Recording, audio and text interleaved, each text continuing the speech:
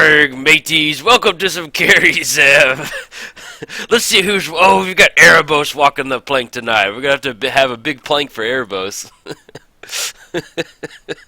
It's just beyond just silly. As far as opening handguns, we're going to keep. Yeah, we got some nice little swords in here. We're going to poke that Erebos, get him to walk the plank tonight. What's up, everybody? Welcome to some Kari Zev. Hope you're excited. Yeah, so we've got a little Kari Zev Voltron. Oh, Bajuka Bog on turn 1. That's my favorite Bajuka Bog. Yes, exile nothing. That's exactly what you should do. Okay, but yes, welcome to Kari Zev. I'll cover what we got going on in just a second. So let's, I think we might go ahead and fire off a little Faithless Looting, too. Ooh, I got a little Sword and Fire and Ice, too. Okay, so let's go Mountain. Yeah, let's go and fire Faithless off. Let's kind of just dig a little bit. I mean, we've got a pretty good hand, so kind of discard down. 1, 2, 3, 4. Probably go into chunk a Mountain.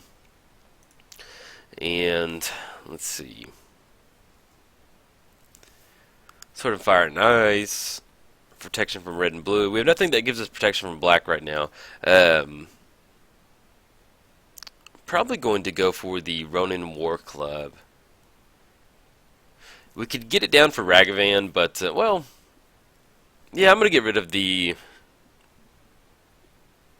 No, we'll get rid of one more mountain. We've got a mountain. We got Crystal Vein. Yeah, we'll save the Ronin War Club for a little Ragavan action. But yes, let's start with our commander. So we're playing Kari Zev. She has First Strike, Menace. Whenever she attacks, create a 2/1 red monkey creature token named Ragavan that's tapped and attacking. So yeah, man, we get our own little monkey token. It's pretty cool. You know, that's a lot of fun in Magic. You don't really get that many monkey tokens, especially legendary ones, so that's always fun. And they're playing against Erebos, God of the Dead. It has Erebos has Indestructible, Devotion 5 turns into a creature, then we can't gain life, and then for 2 mana, our opponent can pay 2 life and draw a card. So these Erebos decks tend to usually be a little control decks, so should be some fun. All right, let's get the collar down. Yeah, let's go Mountain. Let's go Kari Zev.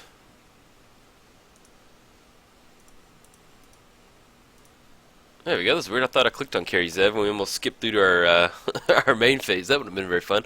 All right, then we'll go and pass the turn. We'll get the Crystal Vein down next turn. We can go for the Ronin War Club, and whenever Ragavan comes into the battlefield, Ragavan's going to get that extra bonus. But we may end up going for the Sword of Fire and Ice. Just to kind of get stuff up and running, get that +2 and then 2 damage, and then we get to draw cards. So unless our opponent has some type of removal, but yes, this is, as far as Kari Zev goes, this is 100% Voltron. If you if you haven't noticed, we're looking to stick as many things on Kari Zev as we can. She is very proficient with swords, and she can do 2 of them if she needs to. So yeah, it's fun. It leads to a lot of quick games with playing Kari Zev, but hey, it's fun. It's fun to have a fun, fast game in Commander sometimes. I think what we want to do is, yeah, I want to get the Sword of Fire and Ice up and running. It'd be nice to have the Ronin War Club down for Ragavan, but I think at this point in the game, we're just going to go get the sword. That way we can equip it for 2 next turn, and then start having some fun. Alright, so we're going to go and swing in right now. There we go. Let's get that monkey token up and running. Ah, there we go. Man, for some reason, the Ragavan token, it shows up as nothing, so it's a little bit of a bummer. But if you're sitting there at home, just imagine like the coolest looking monkey in the world. Well, we can actually expand Kari Zev's art, and you can kind of see. I don't want you to get like sad that you don't get to see a monkey. Yeah, there he is right there, hanging up on the shoulder. And you can see him down on the bottom left corner. But yeah, as far as the deck goes, we're going Voltron. And Voltron means like we're assembling one really big commander. So Kari Zev is a 1/3. You know, if we get a Sword of Fire and Ice on there, she turns into a 3/4. We get a Sword of Body and Mind on there, turns into a 5/6. Grafted War Gear turns into 8/7. Or 8/8, I think. So basically, it's just we're looking to assemble this really big creature, and then if Kari Zev gets killed or destroyed, we still have all these artifacts to put back onto the battlefield. So it's, I mean, they'll still stick onto the battlefield, so we can just restick them on there, rinse and repeat, and have some fun. Let me taking a drink of my tea real quick. But yeah, so I don't really have a full, Gitrog's a little Voltron, but that's kind of a little bit more Enchantress. But as far as like aggro, trying to close the game out as quick as you can, we've got some Kari Zev, yeah, pretty fun. All right, so we've got a Liliana stuck over there at 3, which we're definitely going to be able to take care of. Let's go ahead and let's get the Sword of Fire and Ice on there. Let's stick that on Kari Zev.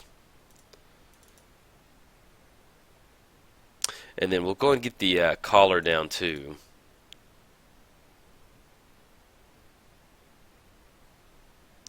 And then we're going to go ahead, and since we have 3-5, I'm going to go ahead and swing in at Liliana just to take care of her. Our opponent did tutor something off Liliana. I'm not sure. We don't know. They didn't reveal. But at least we're going to be able to take care of her. And we're going to send in Ragavan at our opponent, drop down to 35. Alright, there we go. Yeah, we could have got the Sword of Fire and Ice trigger, but we need to... I'd rather get Liliana off the battlefield right now. And then as far as anything else goes, yeah, I think that's good right there. Yeah, we did chunk those 2 mountains. We could have made the land drop for the turn, but definitely, once you get a couple sword pieces onto Kari Zev, the game gets pretty silly. Alright, we got some Bitter Blossom action. Okay, that's definitely going to... we need some. We need the Loxodon Smite, the Loxodon sword piece. I can't remember the name of it. Okay, make the land drop. Let's see. So if we go Ronin War Club, we'll be able to put that onto Ragavan, but we're going to get tapped out on mana. I think actually I like Prophetic Flame Speaker on this one. It's going to get a little bit of card advantage. Yeah, let's go and swing in first.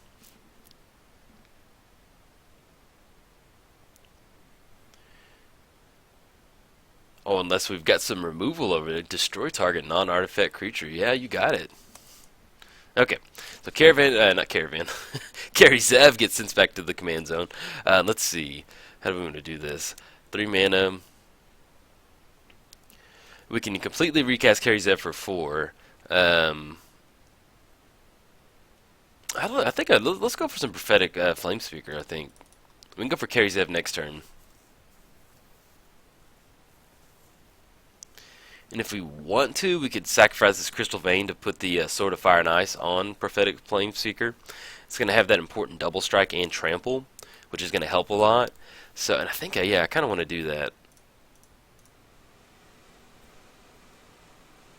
Yeah, this deck's really low to the ground, so we can afford to, like, sacrifice a land and only have 3 lands right there. The important thing is that Prophetic Flame Speaker has trample. So with a bunch of Bitter Blossoms out there, we're going to be able to swing through there. Actually, excuse me, one sec.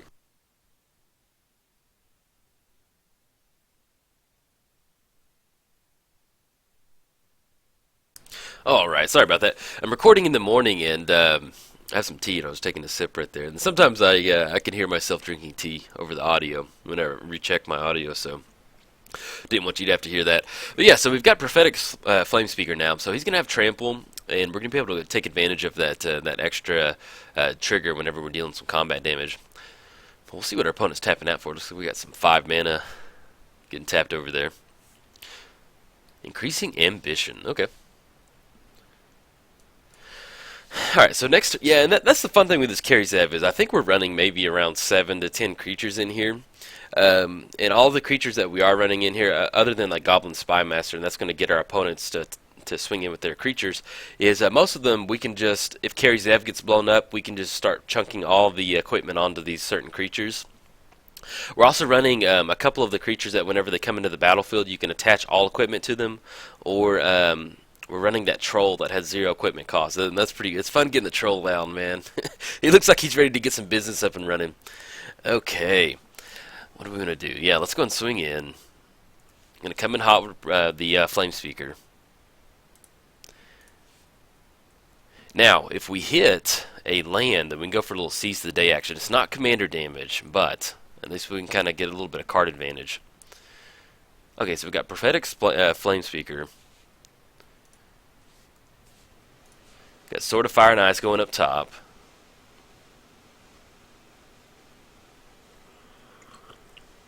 Alright, we do hit the land drop for the turn. Okay, crawl space.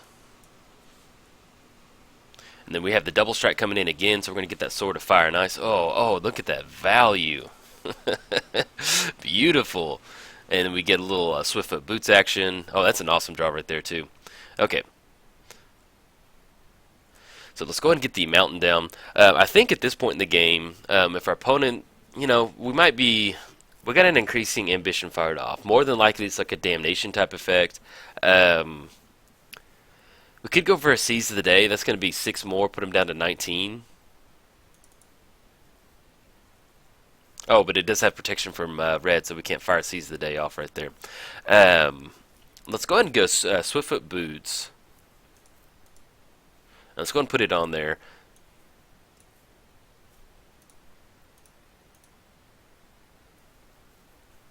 And then, yeah. Okay. Oh, dang it. No, yeah, we played the mountain for the turn. Sorry, I thought we didn't click on it. I was like, no, we clicked on it.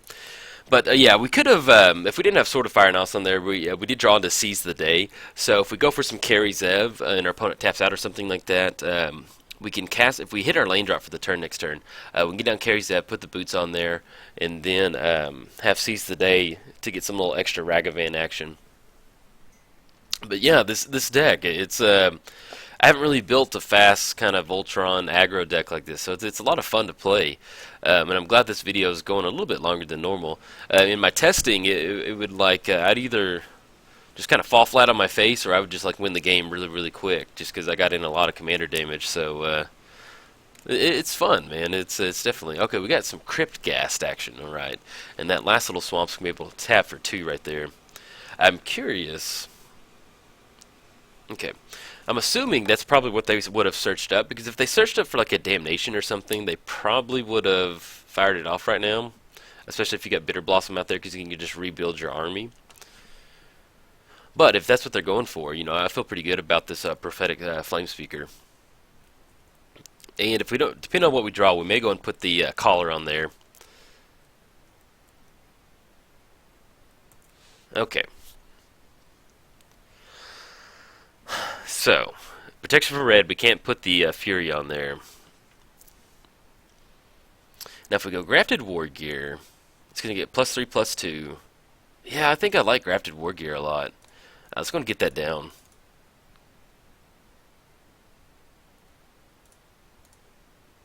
It's going to have that hexproof. Okay, yeah, now we're getting somewhere. Double stripe 6/7. Double strike, not double stripe. Well, it could be double striped. Okay, so we're going to go ahead and swing in 6/7. And then I'm highly doubting they're wanting to block with Crypt Ghast as a last resort. And plus that trample on that 6 is going to do a lot. Okay. That'll work. And then let's go ahead and do the Sword of Fire and Ice damage to Crypt Ghast to get rid of that extra mana. And then on the double strike, we'll go ahead and sign this one back up top. Okay. Alright, got our opponent down to 9 right there. Oh yeah, this is beautiful. I love, man, I almost didn't put Prophetic Flame Speaker in here, and I'm so glad I did. He's really fun to play with. Okay, so we've got double mountains in the exile zone. Let's go and play that mountain. Is there anything else we can play for the turn? We can equip the collar on there. Okay, there we go. Alright, now, let's see. I'm not sure what our opponent's going to do. They're going to have to start digging some stuff. They're going to lose the life from that Bitter Blossom. We're finally getting to spots where we're hitting our land drops. We're looking at 1, 2, 3, 4, 5, 6. We're going to be able to have 6 mana next turn. So if we want to go Sword of Body and Mind, we can definitely go for that. If we get down Kari Zev, we can get into a spot to where we get Sword of Fire and Ice over onto Kari Zev. But if our opponent's drawing cards right now, it'll feel really good, because they're probably just trying to dig for like a Damnation or something like that. But with this all being just straight up, just a bunch of artifact swords and equipment and stuff like that, even if we do run into a damnation effect, then we should be in a good spot. All right, we scoops it up. Yes, man, this is pretty fun, man, and it's it's fun trying to win with Kari Zev, but when you kind of close the game out with the Prophetic Flame Speaker with about 400 pieces of equipment on it, that's always fun. So, all right, guys, if you enjoyed it, like and subscribe. Thanks, guys.